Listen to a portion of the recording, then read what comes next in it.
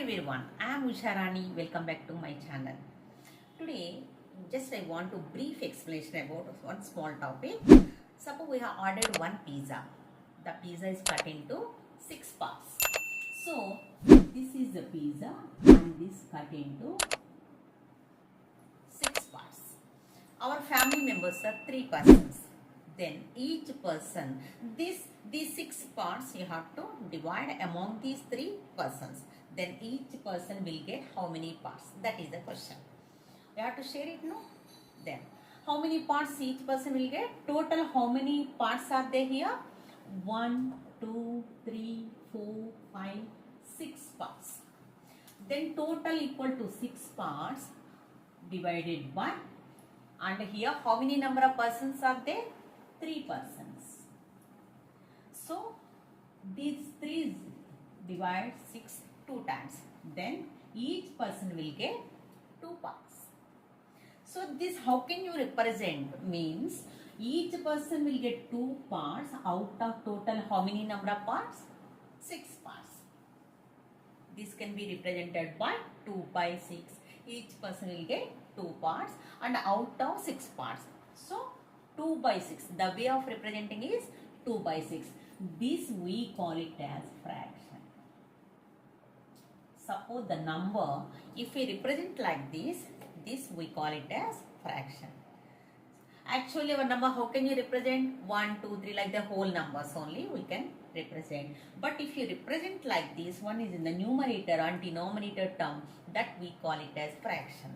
Today's our important topic is fractions. What is a fraction? Fraction is a way of representing a part of a whole. It shows how many equal parts or something we have. It is represented in the form of numerator. It can be written in the form of numerator by denominator. It is written in the form of numerator by denominator. Numerator is the top number and denominator is the bottom number. What it indicates? That means numerator, it indicates how many parts we have. So it indicates how many parts we have. And denominator indicates, it indicates total how many parts the whole is divided into. See for example here 2 by 6. Mentioned here 2 by 6. 2 is the numerator and 6 is the denominator. Here 6 denominator, 6 is that entire whole is total. The total is divided into total how many parts? 6 parts. So denominator, it indicates the whole is divided into how many number of equal parts. That is the denominator. And numerator, how many parts we have considered or how many parts we have. So how many parts? 2 parts. So numerator by denominator. So here how can you read? Means 2 out of 6. 2 out of 6. Now types of fractions. First one is proper fractions. Second one is improper fractions. Third one is a mixed fractions. And fourth one is equivalent fractions. So first one is a proper fractions. What is proper fraction? That means here numerator is less than the denominator. N represents, it indicates numerator. D represents, that is denominator. Numerator is less than the denominator. Those fractions we call it as proper fractions.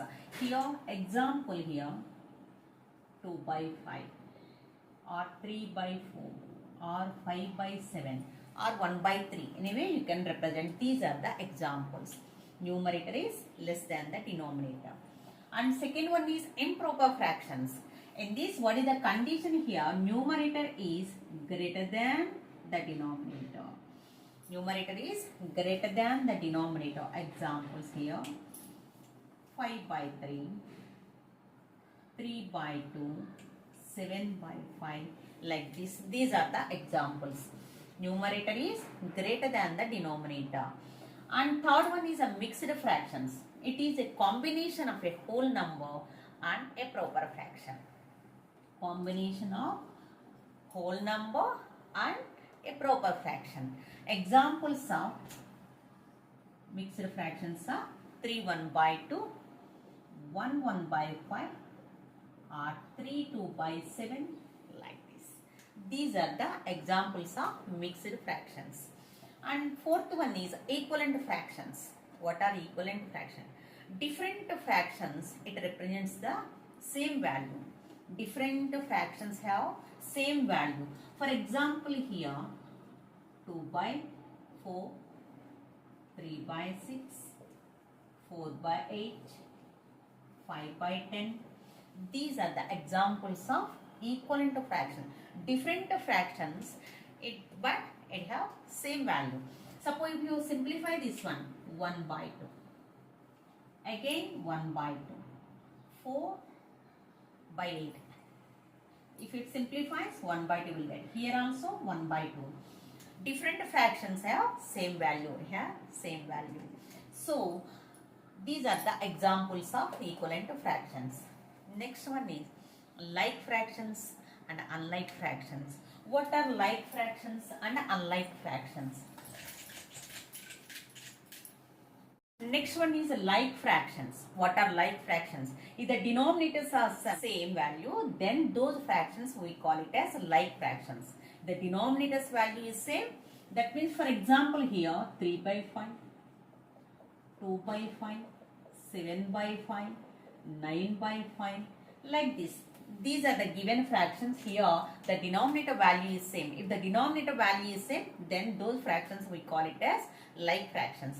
Examples of like fractions are, these are the examples, are 1 by 2, 3 by 2, 5 by 2, 7 by 2, like that you can say. Now unlike fractions, if the denominator value is different for all given fractions, then those fractions we call it as unlike fractions. What are those here?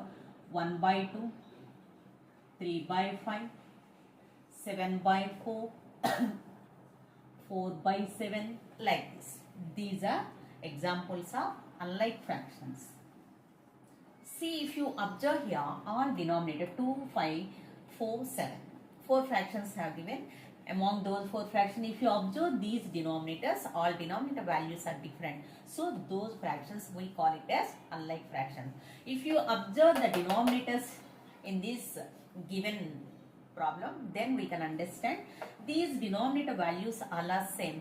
So we can say that these are like fractions. Now unit fractions. Unit is nothing but 1. If the numerator value is 1, then those all fractions we call it as unit fractions.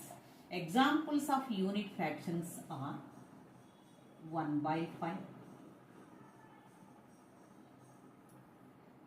1 by 3, 1 by 9, 1 by 20, like this. These are all unit fractions. That means numerator value is 1. If the numerator value is same, then we can say that those are unit fractions. So what are the applications of fraction? Nowadays, in our daily life, we can use these fractions where measuring ingredients, cooking time, measuring ingredients, telling the time, and sharing of the objects, or sharing of the money, or sharing ingredients, whatever is there. So in every day, in our daily life, every time we are using the fractions. And what are the applications of fractions in our daily life? We can say that where the fractions are useful means sharing of the objects, cooking time, telling time, sharing ingredients, and sharing of the any other objects. So these are all useful. We can say that in the form of fractions. And fractions are useful in many fields. Where it is useful means in mathematics, first thing, engineering field, in science field, these are all very, very useful. And what are the operations of fractions? Now what are the fundamental operations of fractions? We will discuss in the next video. So what are the fundamental operations? The basic fundamental arithmetical operations are addition, subtraction, multiplication and division. So how to add the fractions, how to subtract the fractions, how to multiply the fractions, and how to divide the fractions, we will learn in the next video. So wait for the next video. Thank you all. Once again, thank you. If you like this video, please like, share and subscribe my channel. Please share this video among your friends. If you like this video, that is very useful to me, and please subscribe my channel. Thank you all once again. Thank you.